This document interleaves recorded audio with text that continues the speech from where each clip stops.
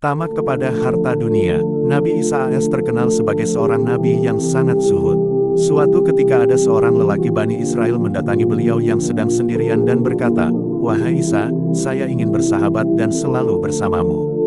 Nabi Isa berkata, "Baiklah, marilah berjalan mengikutiku." Beberapa waktu lamanya berjalan menyusuri sungai, lelaki yang mengikuti beliau itu tampaknya merasa lapar. Nabi Isa mengajaknya beristirahat, dan beliau mengeluarkan 3 potong roti dari balik baju beliau yang kumuh. Entah kapan beliau membelinya atau sejak kapan beliau menyimpannya di balik baju tersebut. Padahal dengan kezuhudannya, beliau tidak pernah membawa atau menyimpan makanan atau harta apapun kemanapun beliau pergi. Nabi Isa menaruh 3 potong roti itu di depan mereka berdua, beliau makan 1 potong dan lelaki itu ikut makan 1 potong juga. Tersisa 1 potong yang dibiarkan begitu saja. Nabi Isa turun ke sungai untuk minum air, dan ketika kembali kepada lelaki teman seperjalanannya itu, sepotong roti yang tersisa itu telah hilang atau habis. Nabi Isa bertanya, "Siapakah yang mengambil sepotong roti itu?" "Saya tidak tahu," katanya. Nabi Isa memandangnya sesaat dengan tajam, kemudian mengajaknya pergi melanjutkan perjalanan. Beberapa waktu lamanya perjalanan, mereka tiba di pinggiran suatu hutan. Beliau melihat seekor rusa dengan 2 ekor anaknya, dan beliau memanggil salah satu anaknya. Setelah mendekat, beliau menyembelih dan membakarnya, dan memakan dagingnya berdua dengan temannya itu hingga habis. Setelah itu Nabi Isa memanggil anak rusa tersebut, dan dengan izin Allah, tulang belulangnya dengan tiba-tiba telah kembali menjadi anak rusa yang utuh dan berlari kembali ke induknya. Lelaki itu hanya bisa memandang dengan perasaan takjub. Nabi Isa berkata kepada temannya itu, "Demi Allah yang telah menunjukkan padamu bukti kekuasaannya ini, siapakah yang mengambil sepotong roti yang ketiga itu?" "Saya tidak tahu," kata lelaki itu, masih bertahan dengan jawabannya semula. Lagi-lagi Nabi Isa hanya memandangnya sesaat dengan tajam, kemudian mengajaknya melanjutkan perjalanan.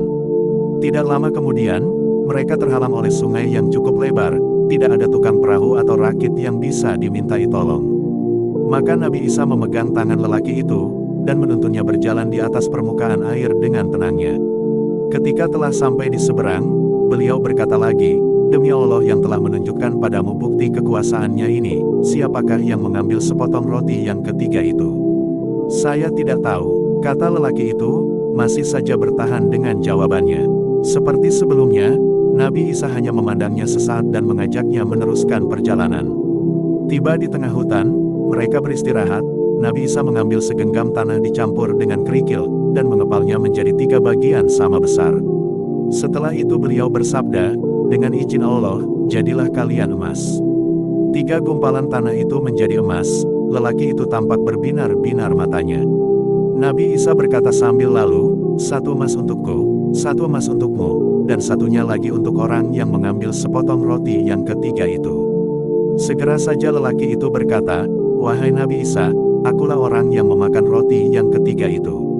Nabi Isa bangkit berdiri, dan berkata, "Ini, ambillah semua emas ini, aku tidak memerlukannya, tetapi jangan pernah mengikuti aku lagi." Nabi Isa pergi meninggalkannya, tetapi tampaknya ia tidak peduli lagi. Bahkan sampai beliau hilang dari pandangan, dengan tamaknya, ia masih asyik membolak-balik emas yang penuh ajaib tersebut. Tetapi tiba-tiba datang 2 orang yang bermaksud merampas hartanya. Untungnya ia mempunyai kemampuan bernegosiasi. Dengan bujuk rayu, ia berhasil menggagalkan maksud keduanya dan menjanjikan untuk membagi 3 harta yang dimilikinya sama rata. Mereka berdua menyetujuinya. Kini mereka bertiga berjalan bersama layaknya seorang sahabat akrab. Ketika merasa lapar, ia memberi uang kepada salah satu dari orang tersebut untuk membeli makanan di warung yang tempatnya agak jauh.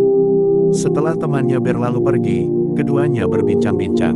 Ia berkata, "Untuk apa kita mesti membagi 3 harta ini? Sebaiknya kita bagi untuk kita berdua saja. Jika temanmu itu datang, kita bunuh saja, gimana?" "Ide yang brilian, biar aku yang melakukannya jika nanti ia muncul," kata lelaki satunya, yang tampaknya tidak kalah tamaknya dengan teman barunya itu. Tetapi sepertinya ketamakan itu juga tengah meliputi lelaki yang sedang disuruh membeli makanan itu.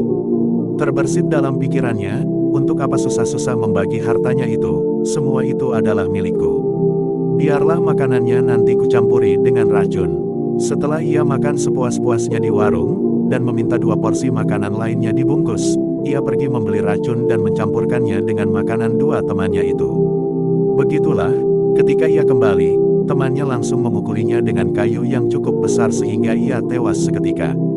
Mereka berdua sangat gembira, mudah sekali mewujudkan rencananya itu. Karena perut keroncongan, mereka memutuskan untuk makan terlebih dahulu sebelum membagi hartanya. Tetapi belum sampai setengah porsi mereka habiskan, leher mereka itu serasa tercekik dan mereka jatuh terguling, mati dengan mulut berbusa dan wajah membiru karena racun yang sangat kuat. Tidak berlalu lama, Nabi Isa bersama beberapa orang sahabat beliau melewati tempat tersebut dan mendapati 3 mayat dengan harta berserakan di sekitarnya. Beliau mengenali satunya sebagai orang yang pernah mengikuti beliau itu. Beliau berpesan kepada sahabat-sahabatnya, inilah contohnya tamak kepada dunia, hendaklah kalian berhati-hati dengan harta dunia ini.